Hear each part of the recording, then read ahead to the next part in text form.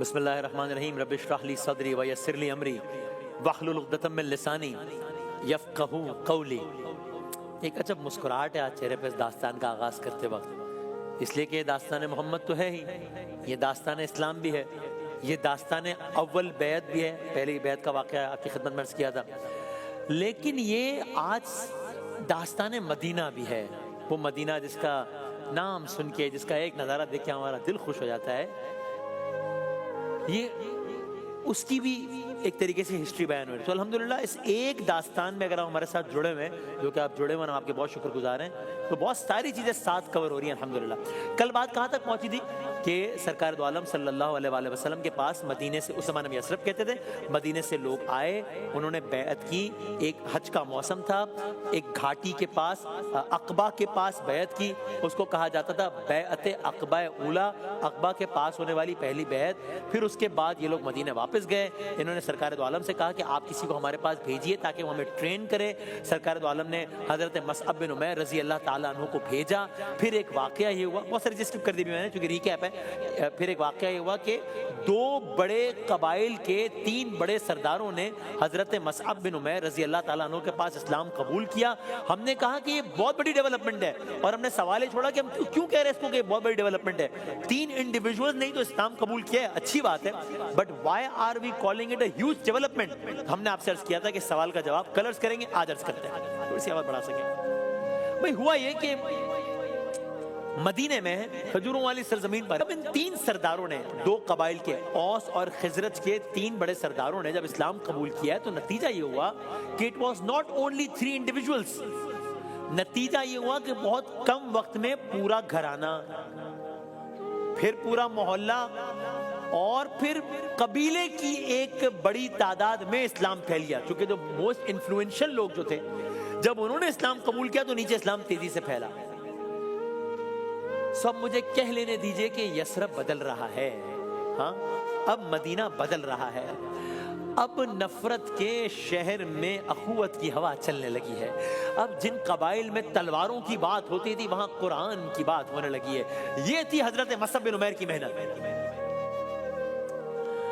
داستان آگے بڑھاتے ہیں، یہاں تک کہ ابھی ہوا کہ 1 سال اور گزر گیا، پھر زمانہ حج آیا، اب پھر ایک قافلے کی مدینے سے مکے کی روانگی کی تیاری ہے۔ آپ کو یاد ہے نا، بات شروع ہوئی تھی 6 لوگ مکہ گئے تھے، رسول اللہ سے ملاقات ہوئی تھی، اگلے سال 12 لوگ گئے تھے، بیعت کی تھی، بیعت عقبہ اولا کہلائی تھی، پھر انہوں نے کہا کوئی دین سکھانے والا بھیجیں، حضرت مصعب آئے، اب ایک اور قافلہ آ رہا ہے۔ یہ قافلہ کتنے لوگوں کا ہے؟ یہ قافلہ کچھ ایسا کرے گا جو پچھلے قافلے سے بہت زیادہ امپورٹنٹ ثابت ہوگا۔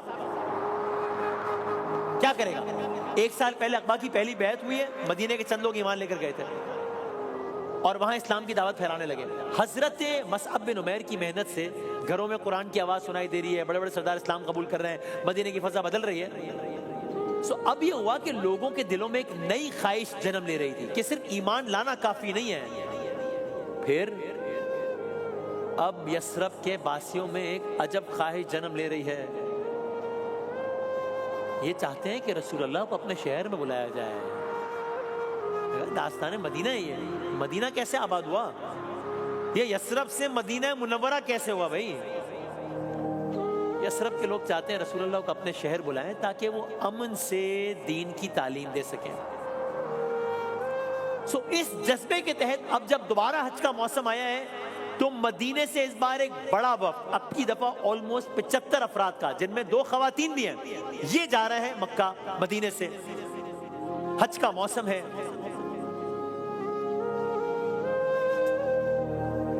ان کا روٹین کیا ہے؟ دن کے وقت یہ افراد عام حاجیوں کی طرح رہتے ہیں تاکہ کسی کو شک نہ ہو، کیونکہ یہ ایک ارادے کے ساتھ آئے ہیں، لیکن جب رات ڈھلتی ہے مکے میں تو ان سب کے دل میں ایک عجب فکر ہوتی ہے، وہ کیا؟ آقا سے کیسے ملاقات ہوگی، رسول اللہ سے کیسے ملیں گے۔ اب یہاں سے جو واقعہ آگے بڑھ رہا ہے نا، یہ ایک مقام پہ پیش آیا جس کو مسجد بیعت کہتے ہیں۔ مسجد بیعت، یہ ایگزیکٹلی یہ جگہ ہے، اٹس اے ریئل پکچر، مسجد بیعت۔ آج بھی جب حجاج حج کے موسم میں رمی جمرات کرتے ہیں، اس کے قریب یہ مسجد باقی ہے، اسے مسجد بیعت کہتے ہیں۔ یہ سارا واقعہ آپ کی خدمت میں عرض کر رہے ہیں، یہ یہاں ایگزیکٹلی یہاں پہ پیش آیا، یا کم و بیش بس یہیں پہ۔ بھئی یہ گروپ آیا ہے، رسول اللہ سے ملنا چاہتا ہے، رات کا انتظار کیا ہے، طے پایا ہے کہ مینا کے قریب عقبہ کی گھاٹی میں رات کے اندھیرے میں خفیہ ملاقات ہوگی۔ بس میں آگے اپنے اصل مدعے پہ، یہ رات تاریخ ساز رات ہے، یہ کوئی عام رات نہیں ہے۔ مینا میں اس رات میں ایک تاریخ رقم ہو رہی ہے بھائی، یہ عام حج نہیں ہے۔ بظاہر تو خیموں میں سناٹا ہے، لوگ آہستہ آہستہ نکل رہے ہیں، دن کی ایکٹیویٹیز پرفارم ہو چکی ہیں حج کی۔ اب کی دفعہ جب حج پہ جائیں انشاءاللہ اللہ سب کو لے کے جائیں تو یہ بھی سوچیے گا یہ واقعہ بھی، رسول اللہ صلی اللہ علیہ وآلہ وسلم اپنے چچا حضرت عباس رضی اللہ تعالی عنہ کے ساتھ تشریف لائے۔ کیا منظر ہوگا محمد مصطفیٰ حج کے موسم میں مینا کے میدان، کیا منظر ہوگا۔ یہاں پہ جو ابھی آپ کو مسجد بھی دکھائی تھی، ان مدینے والوں نے رسول اللہ کے ہاتھ پر بیعت کی۔ تو بیعت تو پہلے بھی ہو چکی ہے، بیعت عقبہ اولا، یہ دوسری ہو رہی ہے بیعت عقبہ ثانی۔ تو بات ختم ہو گئی؟ نہیں، بات یہاں سے شروع ہو رہی ہے۔ کیا مطلب؟ انہوں نے صرف بیعت نہیں کی ہے، پھر کیا کیا ہے؟ بات آگے بڑھی ہے۔ انہوں نے سرکار دو عالم صلی اللہ علیہ وآلہ وسلم سے اس خواہش کا اظہار کیا ہے کہ رسول اللہ، یا رسول اللہ، مکے کے حالات تو آپ کے سامنے ہیں، مکے میں جو ماحول ہے یہ ہمارے سامنے ہے۔ اب یہ ایک جملہ ہے، میں کہہ کے آگے بڑھ جاؤں گا لیکن اس جملے کی وسعت آپ سمجھیے گا۔ مدینے والے حج کے موسم میں مکہ آئے ہیں، مینا میں محمد مصطفیٰ صلی اللہ علیہ وآلہ وسلم سے کہہ رہے ہیں مکے کے حالات آپ کے سامنے ہیں، آپ مدینہ آئیے۔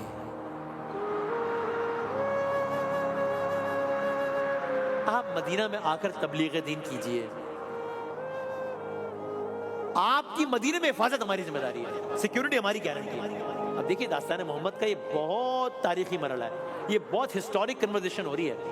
نعتوں میں سنتے ہیں، پڑھتے ہیں مدینہ مدینہ مدینہ گئے کیوں تھے، کیسے گئے تھے، ہوا کیا تھا، کس کی دعوت پہ گئے تھے، اس کا بیک گراؤنڈ۔ مدینے والوں نے سرکار دو عالم سے اپنی اس خواہش کا اظہار کیا ہی تھا کہ وہاں پر ایک اور نیا ماحول ہو گیا۔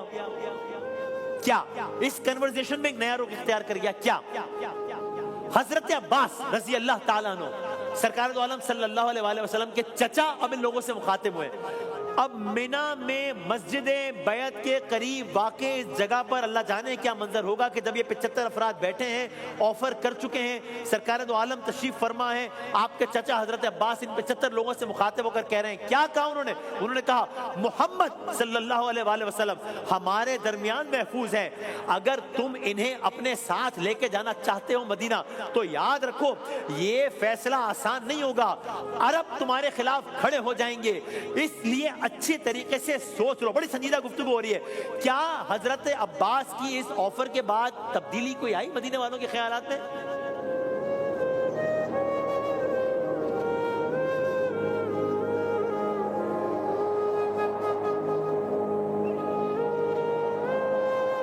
حضرت عباس نے یہ بات کی ہے تو یہ انہماک سے سن رہے ہیں، اور اس بات کا ایک خلاصہ یہ بھی ہے کہ یعنی میں پوری تقریر اب دہرانے کا وقت نہیں ہے، دامن میں گنجائش نہیں ہے، یعنی کہ حضرت عباس رضی اللہ تعالیٰ عنہ نے یہ کہا کہ